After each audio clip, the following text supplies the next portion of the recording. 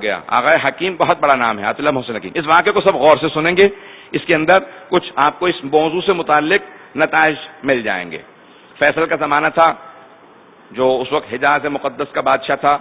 سعودی عرب کہنا مجھے پسند نہیں آتا، کیونکہ پیغمبر اسلام کی سرزمین کا نام حجاز ہے، تو وہی نام دینا چاہیے جو پیغمبر کے زمانے میں تھا. خاندانوں سے نسبت دے جانے سے ملک بدل نہیں جایا کرتے، سرزمین پیغمبر کی سرزمین ہے. تو اب حجاز مقدس آغا حکیم 1968 میں 1968 میں حج کرنے گئے، اور زندگی کا بس یہ ایک حج تھا. 70 میں ان کا انتقال ہوا. سب لوگوں نے کہا کہ ہم آپ کو اپنا جہاز دیتے ہیں. شاعران نے کہا، فیصل نے کہا میں اپنا جہاز دوں گا. آغا نے کہا نہیں، میں اپنے خرچے پہ جاؤں گا، دوسروں کے خرچے پہ نہیں جانا چاہتا. اور درباروں کے سامنے جھکنا یہ ہمارا مزاج نہیں ہے. ہم نے بس ایک دربار لیا ہے، وہ دربار امیر المؤمنین ہے. ہم علی بن ابی طالب کے دربار پہ جھکنے والے ہیں، نجف اشرف میں رہنے والے ہیں. آغا حکیم چلے تیاری کے ساتھ، کہا کہ میں بغداد ایئرپورٹ پہ کازمین سے جاؤں گا. کازمین کی زیارت کی اور وہاں سے روانہ ہوئے. سب کی توجہ میرے ساتھ. اب جناب مرحوم آیت اللہ سید محسن الحکیم جب پہنچے تو فیصل نے کہا کہ میں آپ سے ملنا چاہتا ہوں، ایک ملاقات کرنا چاہتا ہوں. کہا کہ اگر ملنا چاہو تو ہمارے خیمے میں آ جاؤ جہاں ہم رکے ہیں. کہا کہ میں چاہتا ہوں تمام علماء کو بلایا جائے. تو عبداللہ بن باز جو بہت بڑے مفتی تھے اس زمانے میں، وہابیت کے، نابینا بھی تھے اور پاؤں سے معذور بھی تھے، ان کو ویل چیئر پہ لے جایا جاتا تھا. کہا نہیں وہ معذور ہیں، آپ آ جائیے. دعوت رکھی گئی، ان کو بلایا گیا. سب بیٹھ گئے تو ایک مرتبہ تعارف کروایا گیا کہ کون کون موجود ہے. جب تعارف کروایا گیا تو فیصل نے کہا کہ اس وقت شیعوں کے ایک بہت بڑے مجتہد ہیں، نام سید محسن الحکیم ہے، آیت اللہ سید محسن الحکیم. تو فوراً اس نے کہا کہ بھئی معاذ اللہ ان پہ لعنت ہو. تو فوراً آغا حکیم نے پوچھا کیوں لعنت ہو؟ تو انہوں نے کہا نہیں آپ چپ ہو جائیں، آپ ہمارے مہمان ہیں، بات کو رفع دفع کر دیجئے، آگے ہم بڑھانا نہیں چاہتے، اس مسئلے کو ختم کر دیجئے. انہوں نے کہا نہیں، اب میں نہ کھانا کھاؤں گا نہ پانی پیوں گا. پہلی بات تو یہ ہے کہ اب تک تو کہتے رہے کہ لعنت کے قائل نہیں ہیں، اب یہ خود بتا رہے ہیں کہ انہوں نے مجھ پہ لعنت کی ہے. میں تب تک آگے نہیں بڑھوں گا جب تک یہ بتا نہ دیں کہ مجھ پہ کیوں لعنت ہو. تو اس نے کہا کیونکہ آپ شیعہ ہیں اور شیعہ قرآن میں تعویل کے قائل ہیں. تعویل کیا ہے پیش کر دوں آپ کے سامنے. تعویل کے معنی تفسیر یہ ہے کہ یہ آیت جو الفاظ آئے ہیں کہ اس کی تشریح کی جائے، اس کا بیان کیا جائے، اسے کھول کے تبیین کیا جائے، تشریح کیا جائے، کھول کے اور زیادہ بیان کیا جائے کہ اس کا مفہوم کیا ہے.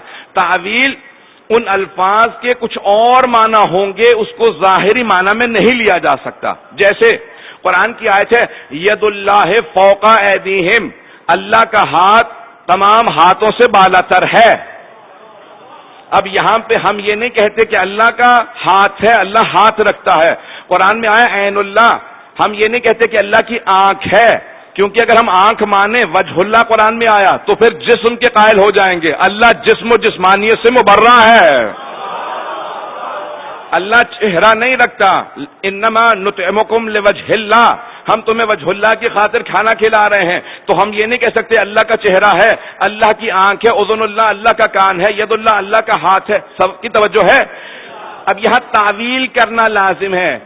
جیسے ہاتھ سے مراد قدرت ہو سکتا ہے، اور چھٹے امام کی حدیث بھی ہے کہ ان آیات سے مراد آل محمد ہیں. تفصیل کا وقت نہیں ہے کہ میں اس کی تفصیل میں جاؤں، لیکن غور سے سن لیجئے گا تاکہ تعویل سمجھ میں آ جائے. اور تعویل کو ماننا قرآن کی روح سے بھی لازم ہے. تو کہا کہ کیونکہ آپ تعویل کو مانتے ہیں اس لیے میں نے آپ پہ لعنت کی ہے، کیونکہ آپ تعویل کو مانتے ہیں. انہوں نے کہا اچھا تم قرآن جانتے ہو؟ کہا ہاں میں قرآن کو جانتا ہوں. کہا حفظ تم نے قرآن حفظ کر رکھا ہے؟ کہا ہاں حفظ کر رکھا ہے. کہا عربی جانتے ہو؟ کہا میں پیدائشی عرب ہوں. کہا ایک قرآن کی آیت کی تلاوت کروں گا، تم ذرا اس کے معنی بتا دو تاکہ بادشاہ پہ بھی واضح ہو جائے، سننے والوں پہ بھی واضح ہو جائے. تو کہا کہ بتائیے کون سی آیت؟ کہا کہ من کان فی ہذہ اعمی وہو فی الآخرۃ اعمی واضل سبیلا، جو دنیا میں نابینا ہے وہ آخرت میں بھی نابینا ہی رہے گا. آیت کا مفہوم کیا؟ جو دنیا میں نابینا ہے وہ آخرت میں بھی نابینا رہے گا. اب سب جگہ سناٹا چھا گیا، خاموشی ہو گئی، کوئی جواب دینے کے لیے تیار نہیں تھا. خود فیصل نے سوال کیا، کہا کہ آج تک میں نے آیت پڑھی ہے، آج آپ کے اعتراض سے معلوم ہوا کہ اس کی کوئی تعویل کی ضرورت ہے. اب بیچارہ جو دنیا میں خدا نہ خاصہ اگر نابینا رہا ہو تو آخرت میں کس بات کی سزا مل رہی ہے کہ وہاں نابینا ہی رہے گا؟ پتہ نہیں توجہ ہے یا نہیں ہے.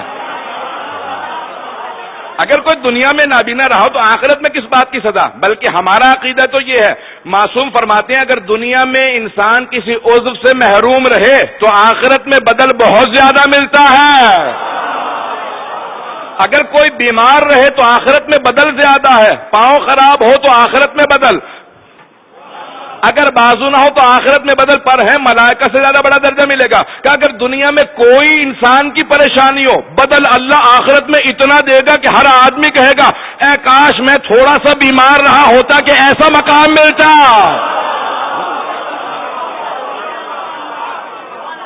تو ہمارا تو عقیدہ یہ ہے، اب فیصل کو اور زیادہ تشویش ہونے لگی کہ یہی آپ کی بات جو ہے وہ دل کو بھی لگتی ہے کہ اگر کوئی دنیا کے اندر پریشان رہا، دنیا میں بیمار رہا، دنیا میں کسی مصائب سے گزرا، آخرت میں بدل ملنا چاہیے۔ تو یہ آیت عجیب و غریب آیت ہے، جو دنیا میں نابینا ہے وہ آخرت میں نابینا ہی رہے گا۔ من کان فی ھذہ اعمی وہو فی الآخرۃ اعمی، جو دنیا میں نابینا ہے وہ آخرت میں نابینا ہی رہے گا۔ تو کیا ہے؟ تو آقا حکیم نے کہا دوبارہ اپنے مفتیان سے پوچھ لو، پھر آخر میں جواب دوں گا کہ ہمارے پاس جواب نہیں ہے، زیادہ مت چھیڑو۔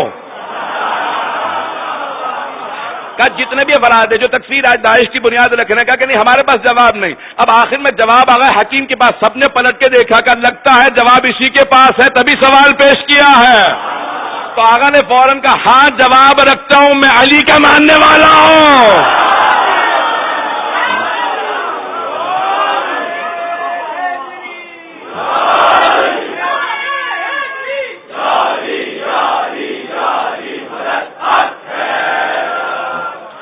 کا جواب رکھتا ہوں، اسی لیے سوال کو پیش کیا تاکہ واضح کر سکوں کہ راسخون فی العلم کون ہے، تعویل قرآن کو کون جانتے ہیں۔ تو فیصل نے کہا کہ بتائیے تو صحیح، جو دنیا میں نابینا رہا ہو آخرت میں کیوں نابینا رہے گا؟ تو آپ نے فوراً فرمایا کہا اس قرآن کی آیت کے ظاہر کو نہیں لیا جا سکتا، اس کی تعویل کرنی پڑے گی۔ یہاں اعمیٰ سے مراد کچھ اور ہے، ظاہری نابینا نہیں ہے بلکہ کچھ اور مراد ہے۔ کہا کہ بتائیے آپ کا نظریہ کیا ہے؟ کہ میرا نظریہ وہی ہے جو صادق آل محمد کا نظریہ ہے۔ صادق آل محمد کا نظریہ کیا ہے؟ کہ صادق آل محمد نے کہا جو دنیا میں علی کی ولایت کا اندھا ہو۔